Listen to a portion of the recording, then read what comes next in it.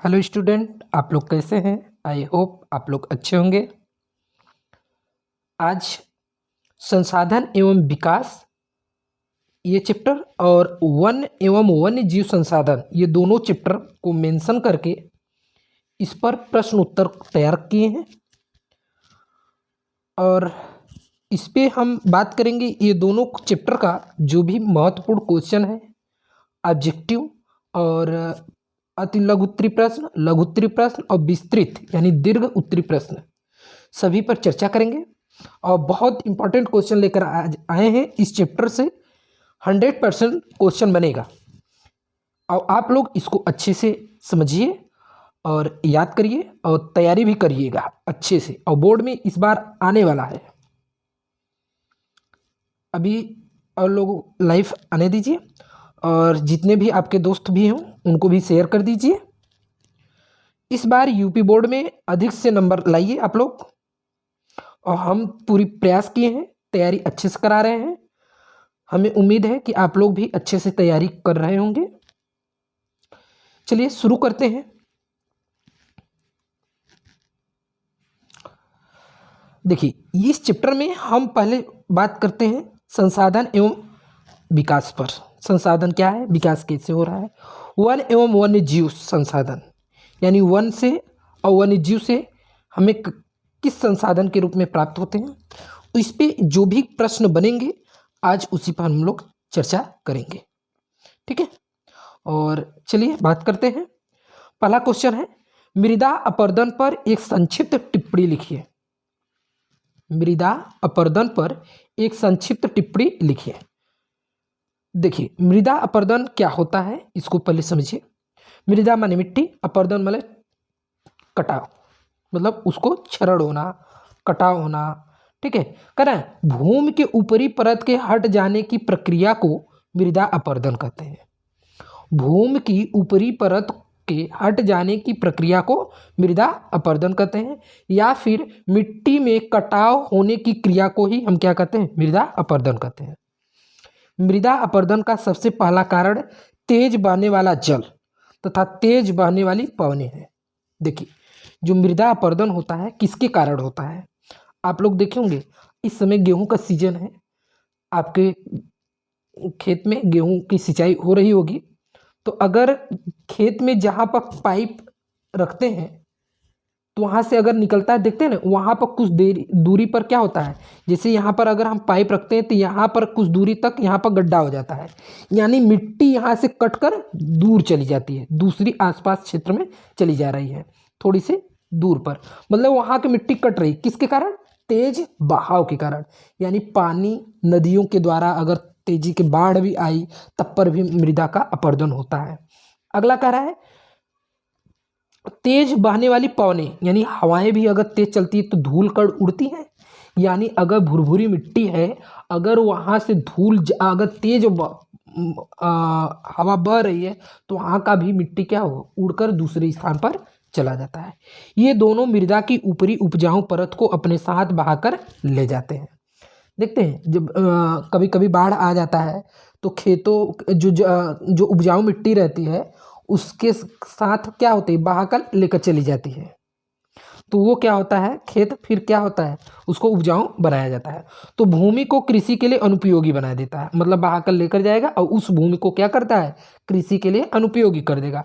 कुछ मानवीय कारक भी मृदा अपरदन को बढ़ावा देते हैं, यानी कुछ मनुष्य के द्वारा, यानी जो मानवीय कारक हैं, अब मानवीय कारक क्या क्या है अभी आगे बात करते हैं। तो कुछ मनुष्यों के द्वारा भी मृदा अपरदन को बढ़ावा मिलता है। कैसे, वे अपने भवन निर्माण कार्यों से प्रेरित होकर रोड़ी, बजरी, संगमरमर, बदरपुर आदि प्राप्त करने की इच्छा से छोटी बड़ी पहाड़ियों को गहरे गड्ढों में परिवर्तित कर देते हैं। देखिए, अभी आप लोग सुनेंगे कि पहाड़ को काटकर वहाँ से पत्थर भी प्राप्त होते हैं और संगमरमर भी प्राप्त होते हैं, तो उसके छोटी बड़ी क्या होती है, पहाड़ियों को क्या कहते हैं, गहरे गड्ढों में परिवर्तित करते हैं। मृदा अपरदन के कारण मृदा के उपजाऊपन पर बड़ा विनाशकारी प्रभाव पड़ता है। ये था मृदा अपरदन के बारे में। तो हमें उम्मीद है कि मृदा अपरदन आप लोगों को समझ में आ गया होगा। तो आप बोलो यस, समझ में आ गया। तो हम आगे बढ़ते हैं। यस, चलिए अगले क्वेश्चन है। अब देखिए, इसी में आज हम बीच बीच में ऑब्जेक्टिव टाइप क्वेश्चन भी इंक्लूड कर दिए हैं, यानी शामिल कर दिए हैं। आप लोग भी अच्छे से पढ़िएगा, ध्यान दीजिएगा।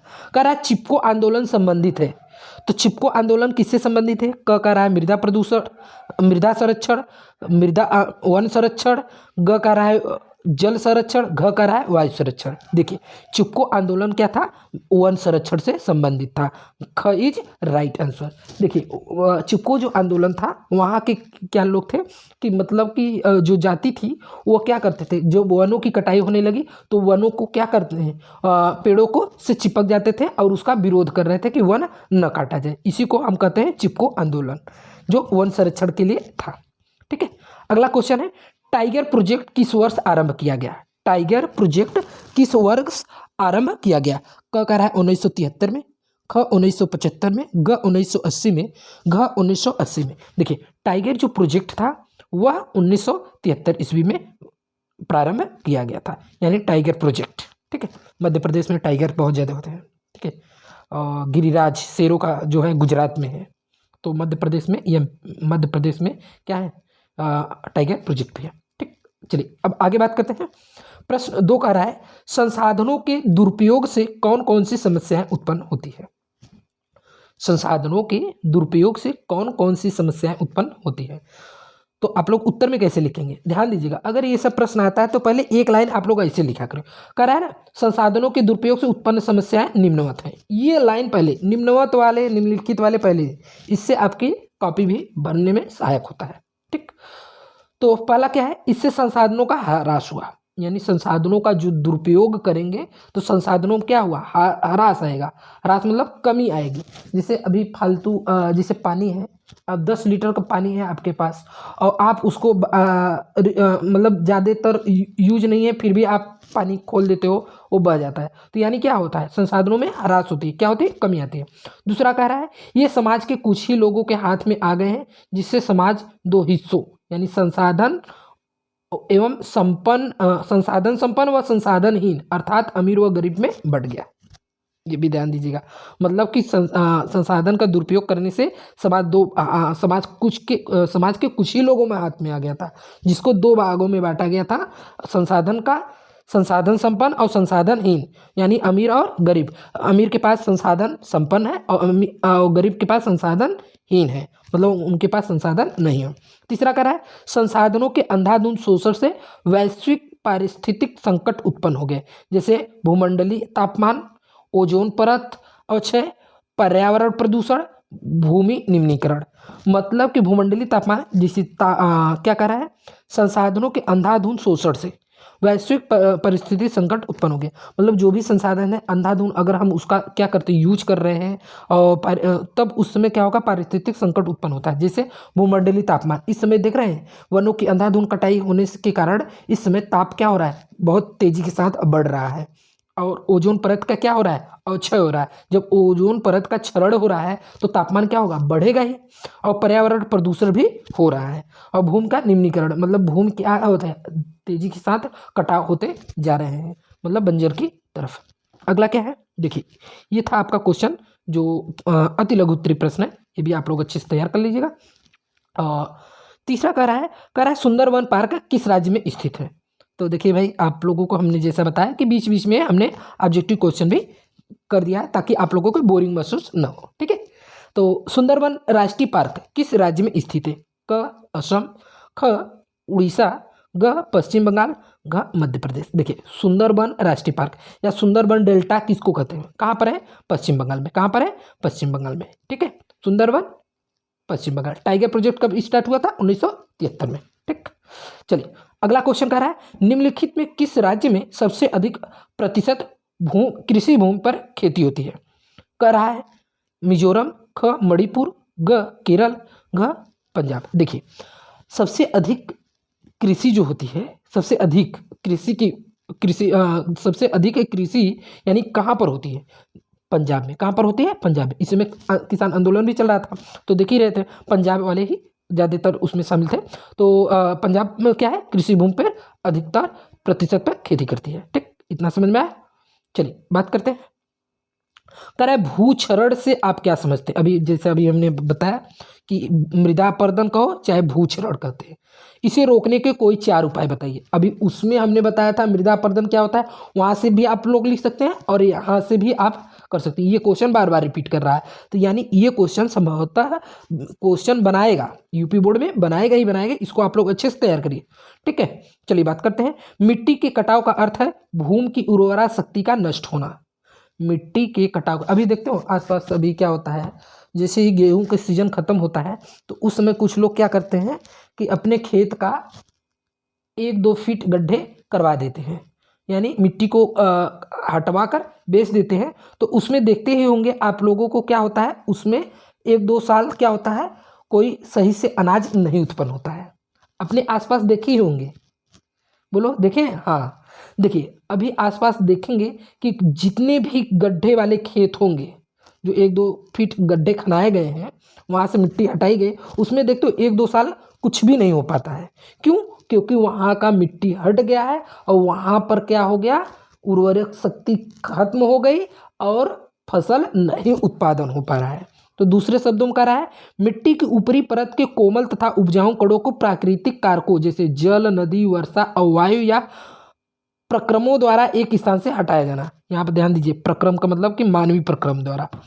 तो अब चाहे जल द्वारा गया हो, चाहे नदी द्वारा गया हो, चाहे अधिक वर्षा होने के कारण हुआ हो, चाहे वायु के कारण हुआ है, अगर एक स्थान से मिट्टी हट गई तो वहाँ पर क्या होगा, मृदा अपरदन या भूक्षरण कहलाता है। आगे कह रहा है भूमि का ह्रास कटाव कहलाता है। यह कटाव अत्यधिक उपजाऊ भूमि को शीघ्र ही बंजर बना देता है और भारत में लगभग 1/4 कृषि भूमि कटाव से प्रभावित है। मतलब भारत में लगभग 1/4 कृषि भूमि कटाव से क्या है, प्रभावित है। असम, पश्चिम बंगाल, उत्तर प्रदेश, मध्य प्रदेश, पंजाब, हरियाणा आदि राज्य भूमि कटाव की समस्याओं से अत्यधिक प्रभावित है। आप लोग तो देखिए, बाढ़ वगैरह आ जाता है तो क्या होता है, उस समय मृदा अपरदन हो जाती है। अगला कह रहा है भूमि मिट्टी के कटाव के प्रकार। मतलब भूमि की मिट्टी की जो कटाव के प्रकार है, कई प्रकार के होते हैं, 3 प्रकार के। पहला कह रहा है धरातली या परतदार कटाव। तेज मूसलाधार, ध्यान दीजिए, ये परतदार कटाव कब होता है, ये ध्यान दीजिएगा। कह रहा है तेज मूसलाधार बारिश होने के कारण जब धरातल का ऊपरी उत्पादक तेज पानी से बह जाता है तब उसे धरातली परतदार कहते हैं। क्या कहते हैं, देखिए तेज मूसलाधार बारिश के कारण जब धरातल का ऊपरी उत्पादक भाग तेजी से पानी के साथ बह जाते हैं तब उसे धरातली या परतदार कटाव कहते हैं। यानी देखते हैं, तेज अगर बारिश होती है तो ऊपरी परत हट जाती है, ठीक। दूसरा कह रहा है कछार वाला कटाव। नदियाँ या तेज बहने वाली जल धाराओं के द्वारा जो कटाव होता है उसे कछार वाला कटाव कहते हैं। मतलब अभी ध्यान दीजिएगा, अगर बाढ़ या नदी में तेज के साथ उफान जलधारा अगर बहती है तो उसमें देखते हैं कटने लगती है। आप खेत के बगल में, यानी जिधर साइड से नहर गई हो या नदी गई हो, उसके देखते कटाव होने लगता है। इसी को हम क्या कहते हैं, कछार कटाव कहते हैं। इससे मिट्टी की कुछ गहराई तक कट जाती है और भूमि सतह पर नलियों एवं गड्ढे बन जाते हैं। तीसरा कह रहा है वायु का कटाव। तेज मरुस्थलीय हवाओं के द्वारा धरातल की सतह की उपजाऊ मिट्टी उड़ जाती है, जो उड़कर अन्य स्थानों पर ऊंचे ऊंचे मिट्टी के टीले बनाते रहते हैं। अभी इधर नहीं, राजस्थान वगैरह में चले जाइए, वहाँ पर क्या होता है, मिट्टी के टीले बन जाते हैं, बालू के टीले बन जाते हैं। क्यों? क्योंकि वायु की तेजी के साथ क्या होता है, ऊपरी मिट्टी हट जाती है और वहाँ पर टीले बन जाते हैं। अब मिट्टी के कटाव के कारण क्या है, हमने 3 प्रकार बताया, कौन कौन से, धरातली या परतदार कटाव, दूसरा है कछार कटाव, तीसरा है वायु का कटाव। ये 3 प्रकार के कटाव है, आप लोग अच्छे से तैयार कर लीजिए। अगला क्या है, मिट्टी के कटाव के कारण। आपको समझ में आ रहा है, मिट्टी के कटाव के मुख्य कारण निम्नलिखित हैं। ये तो पहले आप लिखेंगे। पहला है तीव्र एवं मूसलाधार वर्षा, नदियों का तीव्र बहाव, ये काट दीजिए। कह रहा है मूसलाधार वर्षा, मिट्टी का कटाव के कारण मूसलाधार वर्षा, नदियों का तीव्र बहाव एवं उसमें उत्पन्न बाढ़ द्वारा, वनों का अत्यधिक विनाश, खेतों को जोतकर खुला छोड़ देना। अगर आप खेतों को जोतकर खुला छोड़ देंगे, अगर तेजी के साथ बारिश हुई तो वहाँ का उपजाऊ मिट्टी क्या होता है, बह जाता है। तेज हवाएं चलने के कारण। कृषि भूमि पर पशुओं द्वारा अनियंत्रित चराई, अगर कोई कृषि भूमि है और आप उसे बार बार पशुओं के द्वारा चराया जा रहा है तो इसमें आएगा वो बंजर हो जाती है या कटाव भी हो जाता है। क्यों? क्योंकि वहाँ से जो घास वगैरह होती है वह अगर चल लेते हैं तो वहाँ की मिट्टी क्या होती है, धीरे धीरे कटाव में आ जाती है। ये था क्वेश्चन। अगला क्या है, खेतों पर मेड़ों का न होना। अब खेत में अगर चारों तरफ मेड़ा अगर नहीं बांधेंगे तो वो भी धीरे धीरे कटाव होता जाता है। भूमि का अत्यधिक ढालू होना, अगर जो भूमि है या खेत हो अगर ढालू साइड होता है तो देखते हैं ऊपरी का जो होता है उपजाऊ मिट्टी धीरे धीरे नीचली तरफ चली जाती है। अगला कह रहा है पानी के निकास की उचित व्यवस्था नहीं, अगर पानी ज़्यादातर अगर खेत में हमेशा लगी रहेगी तो धीरे धीरे क्या होता है, उपजाऊ नष्ट हो जाती है। अगला कह रहा है कृषि करने के दोषपूर्ण ढंग, जैसे ढालू भूमि पर सीढ़ीदार जुताई न करना, फसलों के हेर फेर के दोषपूर्ण इत्यादि। मतलब कि जो आप कृषि करने का मतलब आप जो खेती कर रहे हैं अगर उसका दोषपूर्ण कर रहे हैं, अगर मनमानी ढंग से कर रहे हैं और उसके अनुसार नहीं कर रहे हैं तो धीरे धीरे क्या होता है, वो भी बंजर हो जाती है और कटाव होने लगते हैं। ठीक, ये था क्वेश्चन। अब इसमें ऑब्जेक्टिव भी आ रहा है, कह रहा है निम्नलिखित में किस राज्य में काली मृदा मुख्य रूप से पाई जाती है। देखिए मिट्टी 6 प्रकार की होती है, अभी आगे हम पढ़ाएंगे। इसमें कह रहा है निम्नलिखित में किस राज्य में काली मृदा की बात कर रहे हैं। काली माँ माने महाराष्ट्र, ये कहाँ पाया जाता है, महाराष्ट्र में। कह रहा है जम्मू कश्मीर, राजस्थान, महाराष्ट्र, झारखंड। तो काली माँ माने महाराष्ट्र, इसको याद कर लीजिए अच्छे से। तो काली मिट्टी कहाँ पाई जाती है, महाराष्ट्र में। चलिए, कह रहा है चाय की खेती के लिए कौन सी मिट्टी उपयुक्त है। क लाल मिट्टी, ख जलोढ़ मिट्टी, ग पर्वतीय मिट्टी, घ लेटराइट मिट्टी। क्या भैया चाय और टोस्ट खाकर भी कर रहे हैं, तो हाँ लेटराइट मिट्टी, वेरी गुड। चलिए ये क्वेश्चन हो गया। अगला कह रहा है भू संसाधन का अर्थ लिखिए, एक संसाधन के रूप में भूमि का उपयोग किन उद्देश्यों के लिए किया जाता है, व्याख्या कीजिए। ठीक है, तो यानी भू संसाधन का अर्थ लिखिए। भू संसाधन क्या है, एक संसाधन के रूप में भूमि का उपयोग किन उद्देश्यों के लिए किया जाता है, व्याख्या कीजिए। देखिए मनुष्य भूमि पर रहता है, आपको तो पता है, उसकी सभी आर्थिक क्रिया प्रतिक्रिया भूमि पर ही संपन्न होती है तथा कई रूपों में इसका उपयोग होता है। वस्तुतः भूमि सबसे महत्वपूर्ण प्राकृतिक संसाधन है। ध्यान दीजिए, मनुष्य कहाँ पर रहता है, भूमि पर रहता है। उसकी सभी आर्थिक क्रिया प्रतिक्रिया जो भी हो वो सभी पे क्या होती है, भूमि पर संपन्न होती है और कई रूपों में इसका उपयोग होता है। ठीक, और भूमि सबसे महत्वपूर्ण प्राकृतिक संसाधन है। वनस्पति, वन्यजीव, मानव जीवन, परिवहन, संचार सेवाएं तथा आर्थिक क्रियाकलाप की आधार क्या है, भूमि ही है।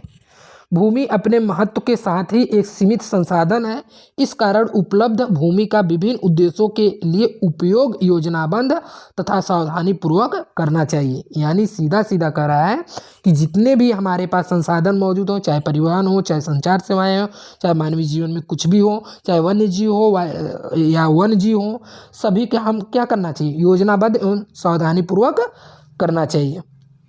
भारत की भूमि पर कई भू आकृतियां पाई जाती है।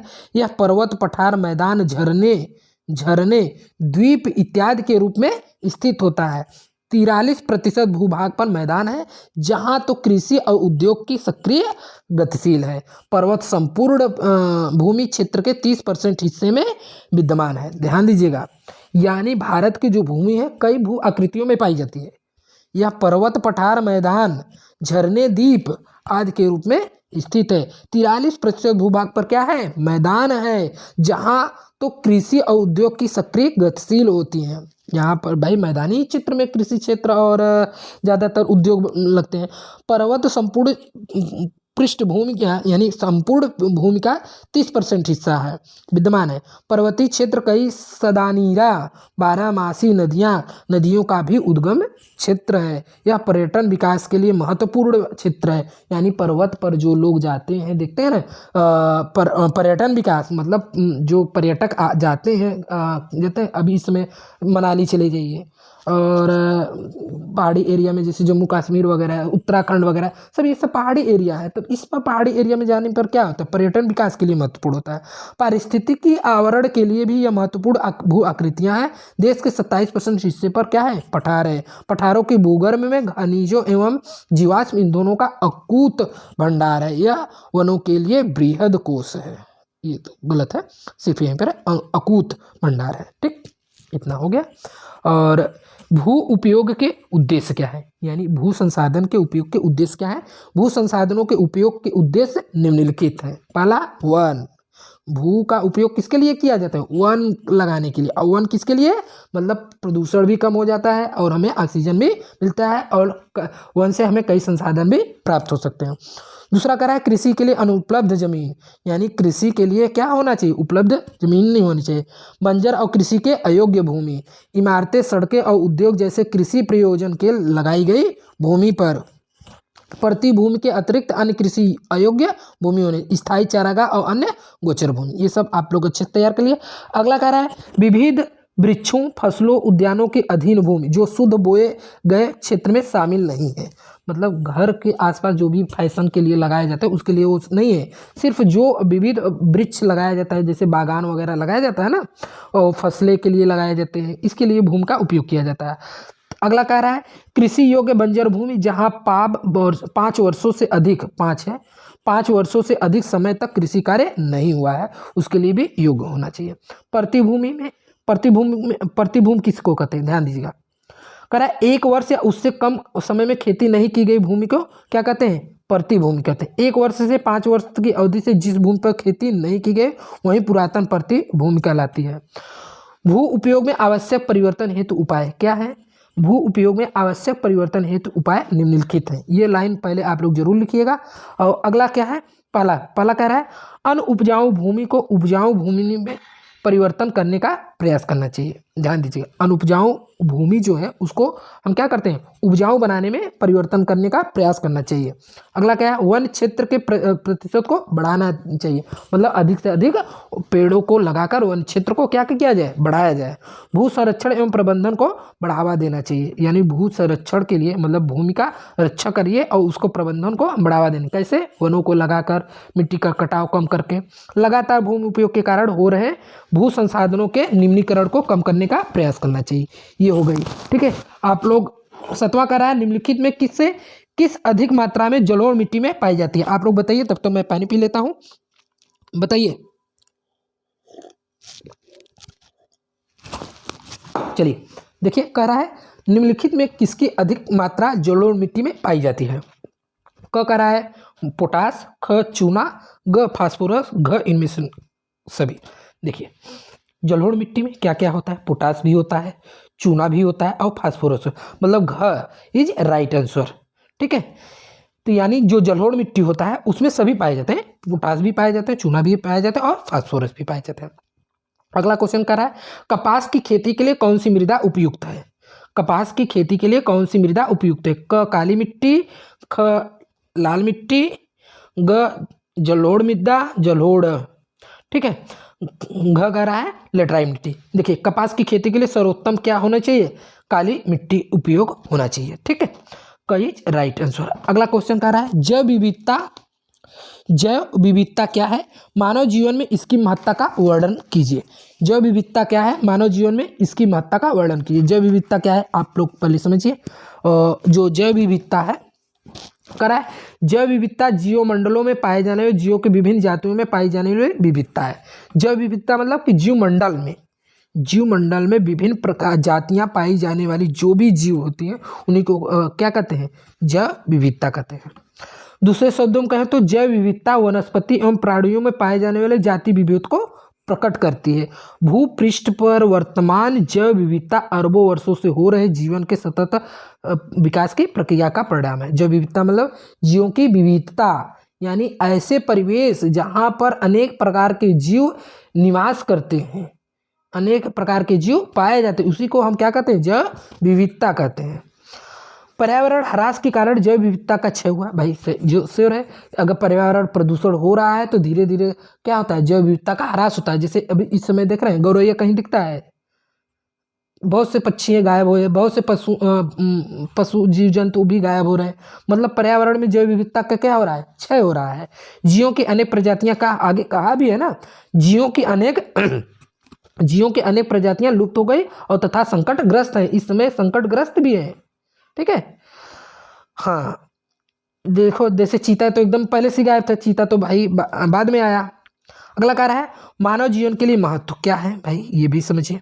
मानव अपने उत्पत्ति काल से ही विभिन्न आवश्यकताओं की पूर्ति जीव जगत से ही करता चला आ रहा है। देखिए मानव जब से पैदा हुआ है तब से ही क्या कर रहा है, अपनी आवश्यकताओं के लिए जैव विविधता मतलब जीव जगत से ही पूर्ति करता चला आ रहा है। मानव को भोजन, आवास, परिवेश मतलब मानव को भोजन, आवास, परिवेश संबंधी विभिन्न आवश्यकताओं और अपने अस्तित्व के लिए जैव विविधता पर ही निर्भर रहना पड़ता है। जैव विविधता के उपयोग की दृष्टि से मानव ने अधिक उपयोगी प्राणियों और पौधों का पालन करण किया है। तो मतलब कि जैव विविधता के उपयोग से ही दृष्टि के से देखें तो मानव ने अधिक उपयोगी क्या किया, प्राणियों और पौधों का पालन किया है। अगले कह रहा है कृषि एवं पशुपालन इसी आवश्यकता का परिणाम है। यानी जो भी मनुष्य के लिए आवश्यकता हो रही थी तो किसके मतलब कृषि और पशुपालन इसी आवश्यकता मतलब मनुष्य की जितनी आवश्यकताएं बढ़ती गई तो इसकी वजह से ही कृषि होने लगी और पशुपालन भी होने लगी। अगला कह रहा है 6वां क्वेश्चन है भारत में वन्य जीव संरक्षण के उपाय सुझाइए। उपाय लिखिए या समझाइए, यहाँ पर समझाइए, ठीक है। कह रहा है भारत में वन्य जीव संरक्षण के उपाय समझाइए। भारत में वन्य जीव संरक्षण के उपाय निम्न है, ठीक है, उपाय समझाइए। तो पहला क्या है, संकटपन्न जातियों का संरक्षण मतलब इस समय जो संकटपन्न मतलब संकटग्रस्त जो भी जातियों हैं उनका हमें क्या करना चाहिए, संरक्षण करना चाहिए। दूसरा कह रहा है प्राकृतिक आवासों की सुरक्षा एवं संरक्षण हेतु भूमि और जल की योजना एवं रख रखाव मतलब प्राकृतिक की जो आवास की है उसको सुरक्षा रखना है।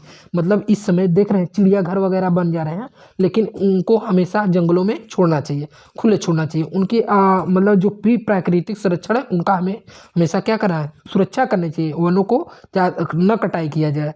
और संरक्षण है तो भूमि और जल की योजना मतलब कि जो भूमि है उसको चारों तरफ घेरा करके आराम से कोई सुरक्षित रखना चाहिए और उसके अंतर्गत पानी को भी हमें रख रखाव करना चाहिए जिससे जीव जंतु को जो भी प्यास लगे पानी अपना पी सके। अगला कह रहा है जीन बैंक के लिए विविध किस्मों की खाद्य उपजें, पौधे, लकड़ी, पेड़, पानी की जीव एवं उनके रिश्तेदारों को सुरक्षित करना। मतलब जीन बैंक के लिए मतलब इसमें जीन बैंक मतलब कि जो भी ग्रस्त हो रही हैं संकटग्रस्त में तो उनको हमें जीन बैंक में उनको क्या करना चाहिए, सुरक्षित रखना चाहिए और उनकी हमेशा क्या होना चाहिए, उनको संरक्षित करना चाहिए। मतलब उनकी जो उपज है ये किसके वजह से घट रही हैं, क्या कमी रह गया, हमेशा उनका क्या होना चाहिए, एक सर्च करके उसको हमेशा सुरक्षित करना चाहिए। अगला क्या है, उपयोगी जीवों की पहचान कर उनकी सुरक्षा और संरक्षण के उपाय करना। जो भी उपयोगी जीव के हैं उनको हमें पहचान करके उनकी सुरक्षा और संरक्षण का उपयोग करना चाहिए, उपाय करना चाहिए। अगला कह रहा है प्रवासी पक्षियों और वन्य जंतुओं के लिए वन्य क्षेत्रों का आरक्षित करना। अभी इस समय देख रहे हैं प्रयागराज कुंभ लग रहा है, इसमें प्रवासी पक्षी आ रहे हैं जो सारस कहते हैं, जो भी है सफ़ेद सफ़ेद रहते हैं, ठीक है, जो प्रवासी पक्षी आ रहे हैं सारन भी कहते हैं, तो वो क्या है इस समय आ रहे हैं। और प्रवासी पक्षी मतलब क्या होता है, अगर वो वातावरण के अनुकूल के अनुसार वो क्या करते हैं, अपना स्थान बदलते रहते हैं। इस समय अगर ठंडी आ गया तो ये लोग कहीं गर्म स्थान वाले क्षेत्र पर चले जाते हैं, फिर जब अपने यहाँ गर्मी आ जाती है तब अपने यहाँ धीरे धीरे आ जाते हैं, ठीक। तो इनको हमें वन्य क्षेत्रों में आरक्षित करना चाहिए। अगला क्या है, लाभकारी जंतुओं के अति उपयोग को रोकना चाहिए। जो भी लाभकारी जंतु हैं उनको उपयोग को क्या करना चाहिए, रोकना चाहिए। मतलब जीवों को बांध कर नहीं रखना चाहिए, मतलब उनका जो उपयोग होना चाहिए उसको रोकना चाहिए। अगला क्या है, वन्य पौधों एवं वन्य जीवों जंतुओं की अंतर्राष्ट्रीय व्यापार में वृद्धि करना। मतलब कि जो भी हमारे पौधे हैं, पेड़ पौधे हैं और जंतुएं हैं उनके अंतर्राष्ट्रीय व्यापार में जो भी हों उनमें वृद्धि करना चाहिए।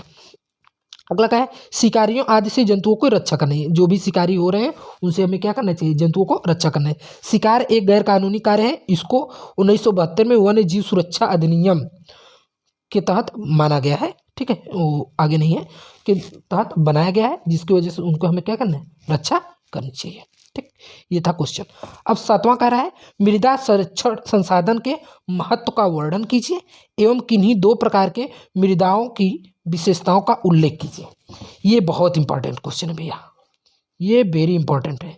2025 में फिक्स से इस पे क्वेश्चन आएगा, आप लोग लिख कर ले लीजिए। 2025 में इस पे क्वेश्चन जरूर से जरूर बनेगा। तो देखिए, मृदा संसाधन के महत्व का वर्णन कीजिए और किन्हीं 2 प्रकार की मृदाओं का विशेषताओं का उल्लेख कीजिए। हम यहाँ पर 6 प्रकार की मृदा हम बता देते हैं और 6 प्रकार का याद कर लीजिए, और किसी का अगर 2 प्रकार कह रहे हैं तो 2 प्रकार लिख लीजिए, 3 प्रकार कह रहे हैं 3 प्रकार के लिख लीजिएगा आप। ठीक है, तो मृदा संसाधन क्या है? संसाधन मिट्टी अथवा मृदा सर्वाधिक महत्वपूर्ण नवीनीकरण योग्य प्राकृतिक संसाधन है।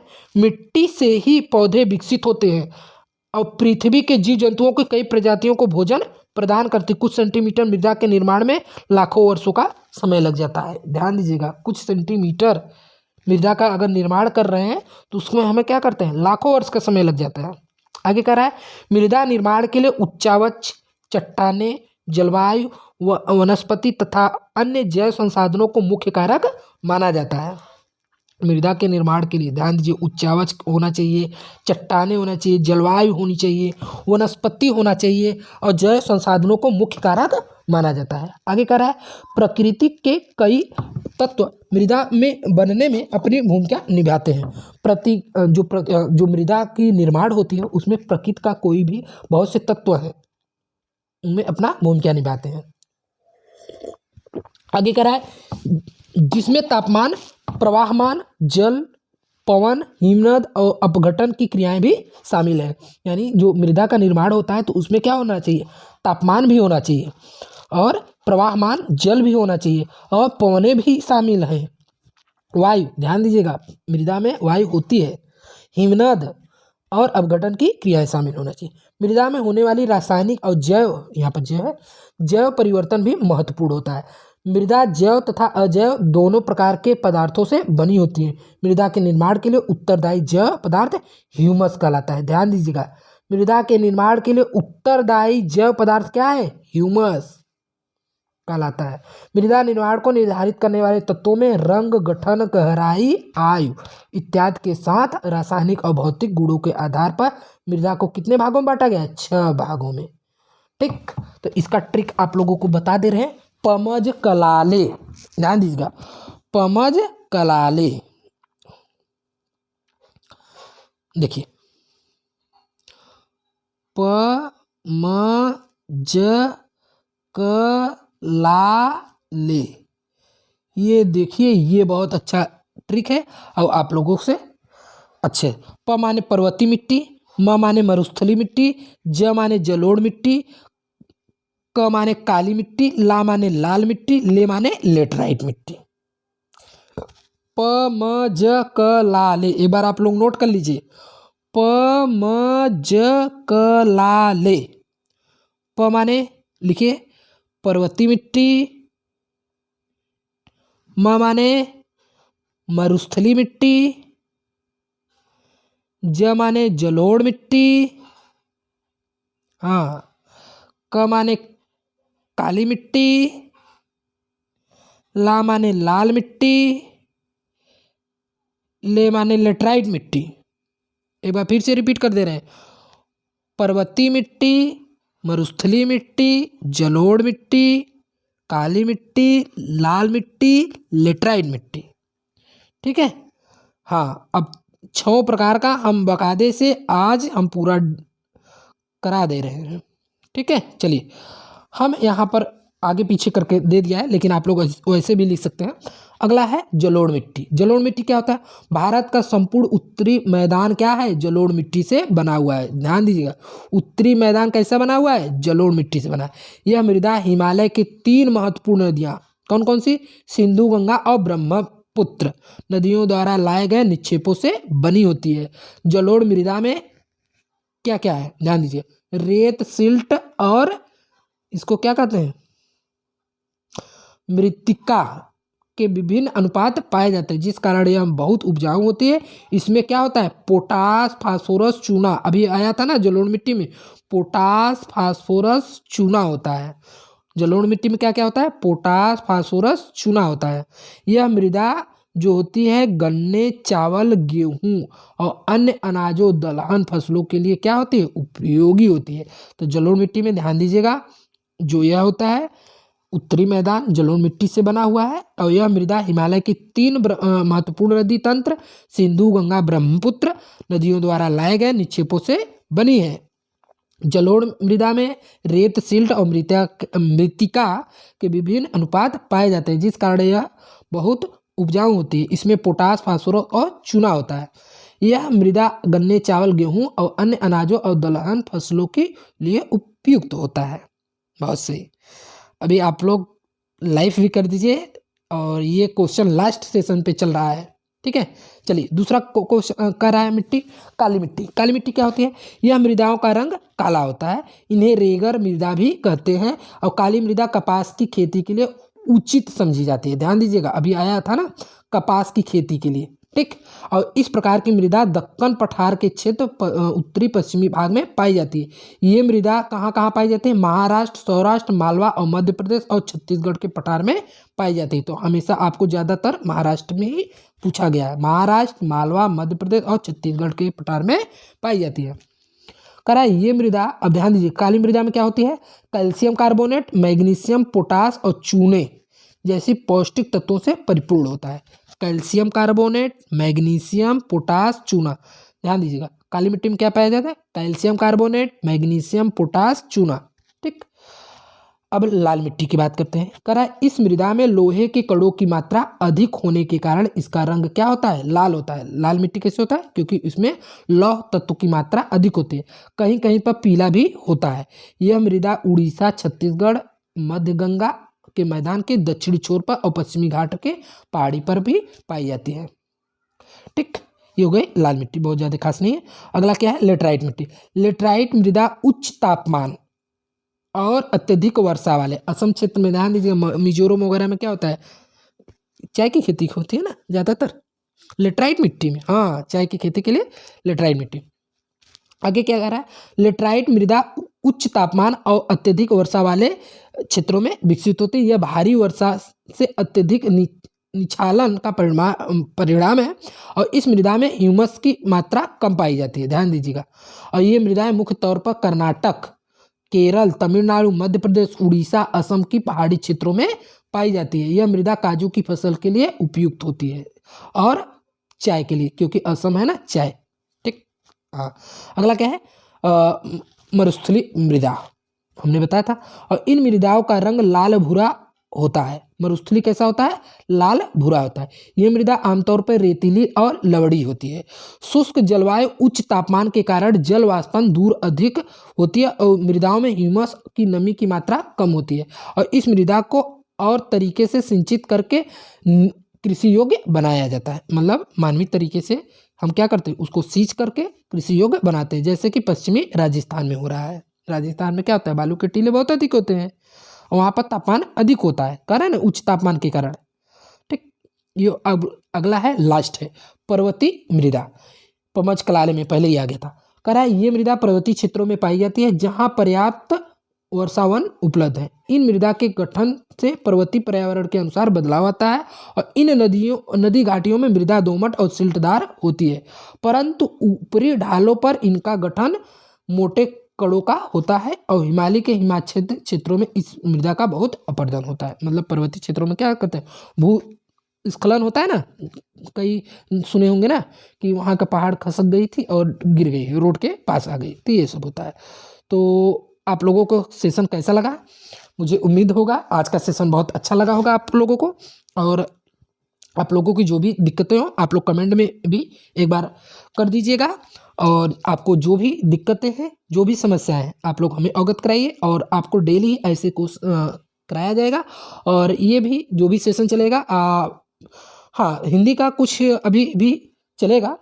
और हिंदी का जब स्टार्ट करेंगे तो हिंदी का बहुत ग्रामर पोर्शन और गद्य और पद्य दोनों भी हम बता देंगे अच्छे से। आप लोग उसको भी तैयार कर लीजिएगा। अभी सामाजिक विज्ञान चल रहा है और सामाजिक विज्ञान का पोर्शन जो है भूगोल स्टार्ट किए हैं और ये भी 2-3 क्लास में ये भी पूरा हो जाएगा, ठीक है। अब हम 2-2 चैप्टर एक साथ लेकर आ रहे हैं, तो ये जल्दी से हम पूरा कवर कराएंगे। आप लोग अपनी तैयारी ऐसे ही करते रहिएगा।